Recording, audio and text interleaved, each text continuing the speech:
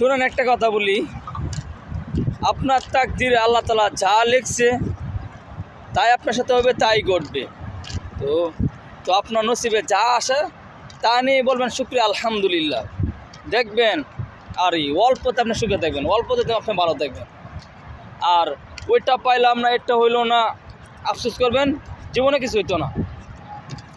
সবসময় আল্লাহ শুকরিয়া আলহামদুলিল্লাহ বলতে হইব।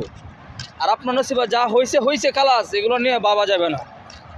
এখন আপনার কী আছে সেই নিয়ে ভাবতে হইব, ঠিক আছে? আল্লাহর কাছে শুকরিয়া সবসময় করবেন যে আল্লাহ আপনি আমাকে ভালো রাখছেন, সুস্থ রাখছেন। অনেক দিনে মনে করেন ব্যবসা বাণিজ্য করা, টাকা পয়সা মায়ের খেয়াল আইলেই নসিবটা দোষ দেয়। নসিবে দোষ নাই, আপনার ভুল হয়েছে, তার কারণে আপনার সাথে এরকম হয়েছে।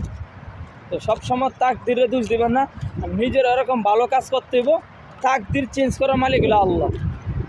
এমন কিছু করবেন যাতে আল্লাহ তাআলা আপনারা ওই সময় ভালো রাখে। কম ইনকাম করলে যদি আপনি সুখে থাকতে পারেন, জীবনে আর কি লাগে?